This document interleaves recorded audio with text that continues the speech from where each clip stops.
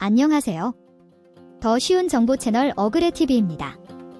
오늘 이 영상을 보시기 전에 구독과 좋아요를 먼저 누르신다면 펴어엉생 복 받으실 겁니다. 최근 전국에 있는 지방자치단체에서는 생활 쓰레기에 대한 단속을 더욱 더 강화합니다. 물론 이런 집중 단속이 과태료를 부과하는 것이 목적이 아니라 올바른 생활 쓰레기 배출에 대한 계도, 그리고 환경 보호를 위한 것이다, 이렇게 말하고 있지만 실제 단속당하는 사람 입장에서는 정말 억울할 수도 있는 건데요. 최대 100만 원까지도 과태료를 부과받을 수 있습니다. 그렇기 때문에 앞으로는 더욱 더 생활 쓰레기를 배출하실 때 조심하셔야 됩니다. 우리가 종량제 봉투를 사용할 때는 재활용이 아닌 일반 쓰레기를 버릴 때 사용합니다.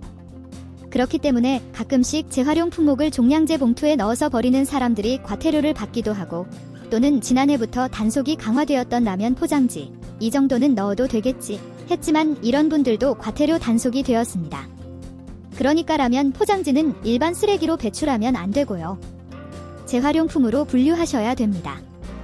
여기에다가 최근 과일에 관한 것.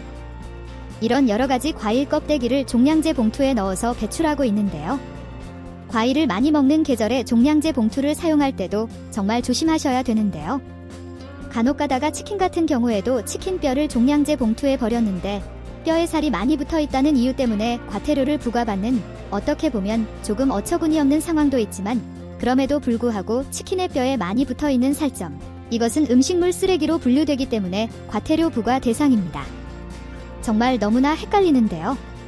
아직까지도 음식물 쓰레기냐, 일반 쓰레기냐 이런 것들을 구분하지 못하고 과일 같은 경우에도 음식물로 분류하는지 일반 쓰레기로 분류하는지 구분하지 못하는 분들이 많기 때문에 앞으로는 더욱더 신경 쓰셔서 종량제 봉투를 배출하셔야 됩니다.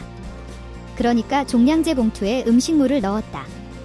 이때는 10만원 과태료가 부과되지만 만약 일반 봉투를 사용했다면 20만원까지도 과태료가 부과될 수 있습니다. 자, 우리가 헷갈리는 것, 음식물 쓰레기.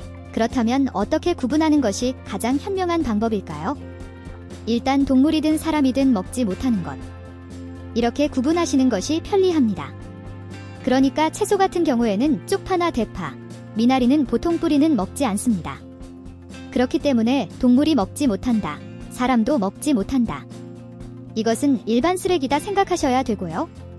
그리고 고추대나 양파, 마늘, 생강, 옥수수 같은 껍질은 보통 먹지 않습니다.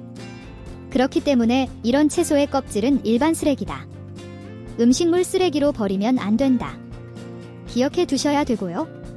과일 같은 경우에는 대부분의 씨는 일반 쓰레기로 분류하셔야 됩니다.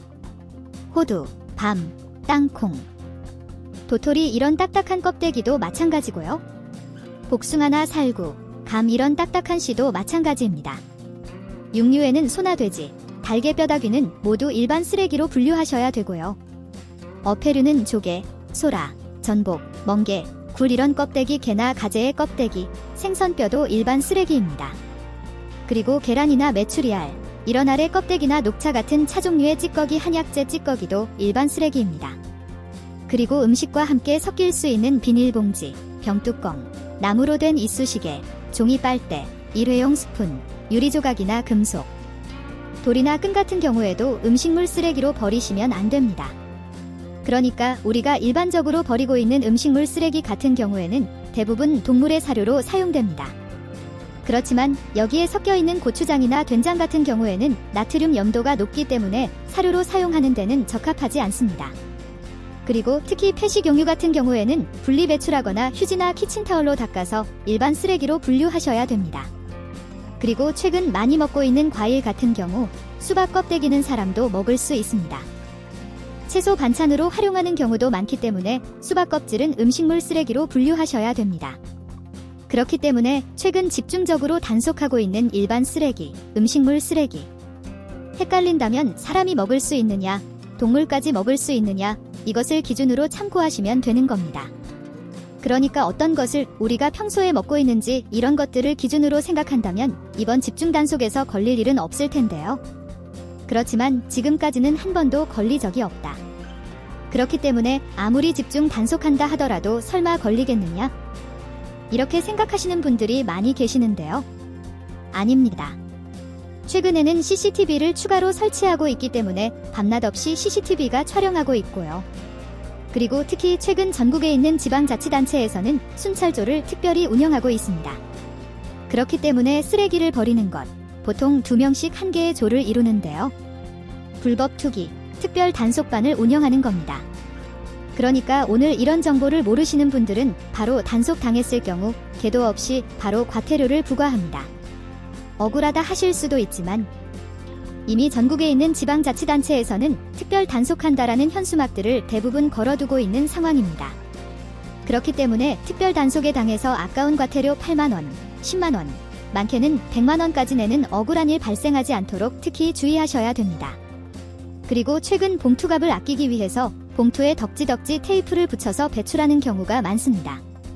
그렇게 넘치도록 담게 되면 대부분의 환경미화원들이 들기도 힘들고 처리하기도 어려워지는데요.